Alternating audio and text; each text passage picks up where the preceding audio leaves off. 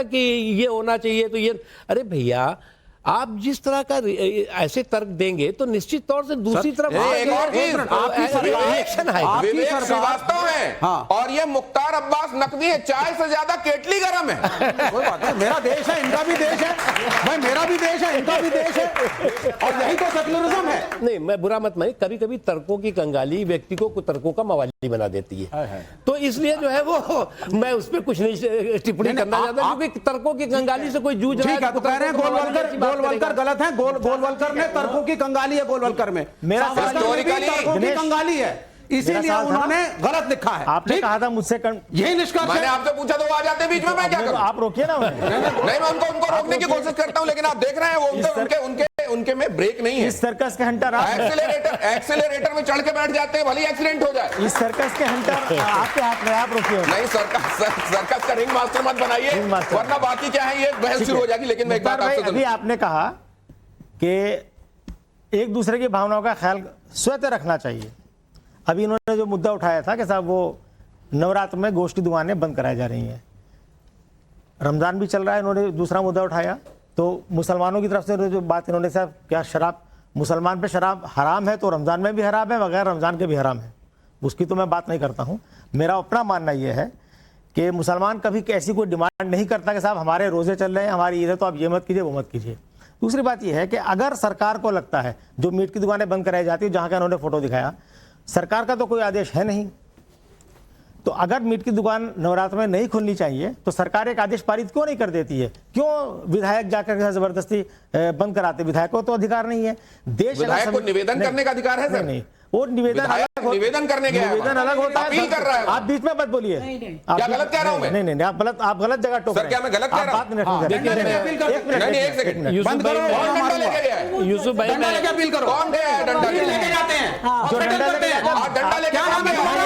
फल की दुकान कैसे चला रहे हो? तस्वीर बताओ, नाम लिखो। रविंदर ने की डंडा लेके गए, डंडा था हाथ में। बिल्कुल लेकर के जाते हैं। आप अच्छा यूसुफ अंसारी साहब, आप बताइए, आप तो बहुत पढ़े लिखे हैं। मैं ये कह रहा हूं और श्रीवास्तव साहब, ये बताइए किस मुस्लिम इलाके में कितनी शराब की दुकानें, जरा हमें बताइए। नहीं, मैं उसकी बात ही नहीं कर रहा हूं। नहीं, वो कह रहे हैं शराब की दुकान मुस्लिम इलाकों में नहीं।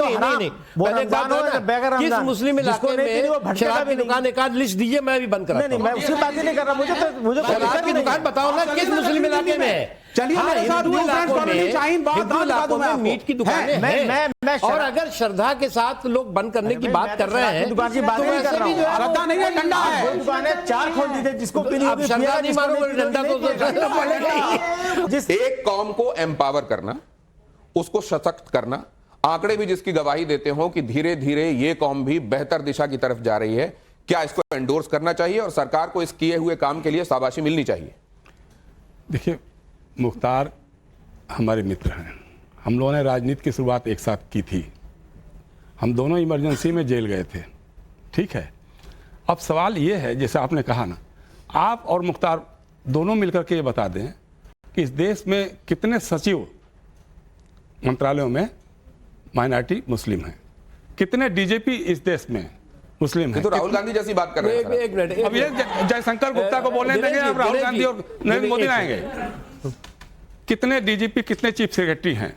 दूसरी बात, आप जब भाषण करेंगे, कि आप जब कपड़ों से लोगों की पहचान करेंगे और कहेंगे कि साहब अगर उनको वोट मिला तो मंगलसूत्र छीन ले जाएंगे, आप कहेंगे कि साहब ये तो आपकी बहू बेटियों को उठा ले जाएंगे, आप कहेंगे ये तो बाबरी मस्जिद का ताला लगा देंगे राम मंदिर पर, आप जब कहेंगे इस तरह की बातें, और उसके बाद उम्मीद करते हैं आप, ये सब कहने में, बोलने में बड़ा अच्छा लगता है कि बहुत संत सुखा। देखिए, हम उन लोगों में से हैं, हम न तो हिंदू राष्ट्र की कभी कल्पना को साकार होने की बात करेंगे, उसका विरोध करेंगे, जान दे देंगे उसका विरोध करेंगे। सुनो, लेकिन निजाम मुस्तफा या खलीफा शाही का भी उसी तरह से विरोध करेंगे।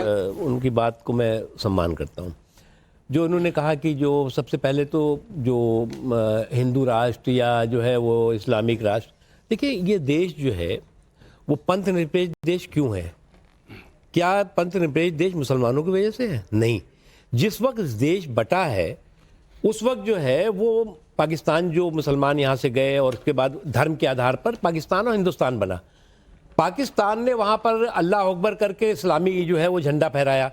हिंदुस्तान के हिंदुओं ने जो है वो पंचनिरपेक्षता का जो है वो ध्वज फहराया और पंचनिरपेक्षता के साथ भारत माता की जय की। बिल्कुल। तो ये फर्क है। इसीलिए और मुसलमान इसलिए यहाँ रह रहे भारत जो है कभी भी पाकिस्तान का जो कट्टरपंथी स्वरूप है, धार्मिक स्वरूप है, नहीं बन सकता, क्योंकि ये देश के हिंदुस्तान के बहुसंख्यकों के डीएनए में ही नहीं है। नहीं, लेकिन इसलिए बनाने इस की गलतफहमी को कोशिश हो नहीं। रही है। एक चीज, दूसरी चीज आपको बताऊं मैं, एक मुझे लगता है कि कभी भी मोदी बैशिंग की सनक को भारत बैशिंग की साजिश नहीं बनाना चाहिए। वक्फ पर मुसलमान किसकी बात सुनेंगे सर? राहुल गांधी की बात सुनेंगे, अखिलेश यादव की बात सुनेंगे, असदुद्दीन ओवैसी की बात सुनेंगे, या इन सब की बात सुन लेंगे वो? देखिए, ऐसा है कि ये वही गलती कांग्रेस पार्टी कर रही है जो कांग्रेस पार्टी ने गलती जो है वो कई बार की है। आज़ादी के पहले भी यह की थी, जब मुस्लिम लीग का समर्थन किया था उस समय वक्फ के मामले में उन्होंने 1920 में कलकत्ता अधिवेशन में। उसके बाद जो है वो 1984 में जो है वो शाहबानों के मामले में सुप्रीम कोर्ट के फैसले को निष्प्रभावी करने के लिए जो कानून को बनाया था वो गलती की थी। कई गलतियां की हैं, और अगर ये फिर से ये गलती करने को कोशिश कर रहे हैं तो मुझे लगता है इससे कोई फायदा नहीं। देश वक्फ के संवैधानिक सुधार की दिशा में आगे बढ़ चुका है, उसको किसी तरह का कोई स्पीड ब्रेकर रोक नहीं पाएगा। संवैधानिक सुधार का काम जब इधर चल रहा है तो वो लोग कौन है सर जो प्रोवोकेशन में लगे तो हुए हैं, संवैधानिक- जो हश्र की बात करते हैं? और नागपुर में हमको बवाल दिखाई देता है, संभल में बवाल दिखाई, जरा ये देखिए यहां पर क्या कहा गया जंतर मंतर में, और ये प्रोवोकेशन क्या लोगों को उकसाते हैं सर, ये देखिए जरा। तो कुर्बानी देने के लिए हमें तैयार होना चाहिए। तो अब सिर्फ सड़क से काम नहीं चलेगा, थोड़ी तकलीफें रसन, फिर थोड़ी सी तकलीफेदार, उसके बाद है दोस्तों आराम ही आराम है। ये वक्फ बिल ये सांप का बिल है, इसके अंदर जहर भरा हुआ है। ये सिर्फ और सिर्फ मुसलमानों को नुकसान पहुंचाने के लिए बिल बनाया गया है, और सिर्फ तबाही और बर्बादी के लिए बिल बनाया गया है, और कट्टरवादियों को खुश करने के लिए बिल बनाया गया है। कट्टरवादियों को खुश देखिए, करने के लिए ये बिल है। आप ऐसा है, ये जो हमारी ये ब्रिगेड है मौलानाओं की ब्रिगेड, मैं उनसे एक ही बात पूछना चाहता हूँ कि वक्फ के अमेंडमेंट के बाद इस्लाम खतरे में है या ईमान खतरे में है? वक्फ के अमेंडमेंट के बाद कौन से जो है वो धार्मिक स्थल जिनको कह रहे हैं हमारे मस्जिद छीन लेंगे, अरे सरकार के पास और कोई काम नहीं है, मस्जिद पे कब्जा करके घूमेगी। जब ये लोग कहते हैं कि मुझे लगता है ये जब कहते हैं सड़कों पर आ जाओ कुर्बानी देनी होगी, तो ये होता है क्या सर? देखिए ये यही काम हुआ था। देखिए, आपको बताऊं मैं, ये जो चीज थी यही जो है वो जब प्रीवी काउंसिल का फैसला हुआ वक्फ के बारे में कि वक्फ सर्वाधिक बुरा और हानिकारक है, तो उस वक्त मुस्लिम लीग ने यह काम किया था, और जिसका नतीजा कि देश में विभाजन की विभीषिका के रूप में देखा। बड़ी बात कह रहे हैं कि ये जो होता है, इसलिए आज इनको गलत फहमी रखनी नहीं चाहिए। आज अंग्रेज नहीं है, आज नरेंद्र मोदी जी जैसा राष्ट्रवादी व्यक्ति है जो देश को न बिखरने देगा, न टूटने देगा, और न पीछे हटेगा। सर मुख्तार सर, आप लेकिन बड़ी बात कह रहे हैं कि ये जो हो रहा है, जिसका हमने नागपुर में भी हिसाब देखा, ये असल में हो रहा है क्योंकि इस तरह के प्रोवोकेशंस हो रहे हैं। नहीं, क्या ये इस तरह के प्रोवोकेशन की वजह से वो हो रहा है। हम भी तो पूछे आपसे, क्या बोला इन्होंने ऐसा जो आपको प्रोवोकेशन लग रहा है? उन्होंने कहा कि इसी वजह से होता है, इसलिए उनसे दोबारा पूछ रहा हूं, क्या सर इस वजह से होता है? सड़क पर आना होगा, कुर्बानी देनी होगी, सड़क पर आना होगा, कुर्बानी देनी होगी, क्या इस वजह से हो रहा है सर? ये अरे प्रोटेस्ट कर बात पूरी होने दीजिए सर, बिल्कुल गलत है। आपने कहा इस वजह से हो रहा है। बिल्कुल। देखिए, ये जो चीज थी इसी को मैंने इतिहास के साथ जोड़ा है, हकीकत के साथ। जितने लोग पढ़े लिखे हैं, लिया ना आपने? ना, कोई मुख्तार अब्बास नकवी कह रहे हैं इतिहास के आईने में भी देख लीजिए, और आज जो हुआ है वो भी देख लीजिए। इस तरह के भड़कावे और प्रोवोकेशंस की वजह से इस तरह के हालात होते हैं। ये बड़ी बात कह रहे हैं पूर्व केंद्रीय मंत्री, आपके सामने कहा है, आपके सामने कहा है, आपके सामने कहा है। क्या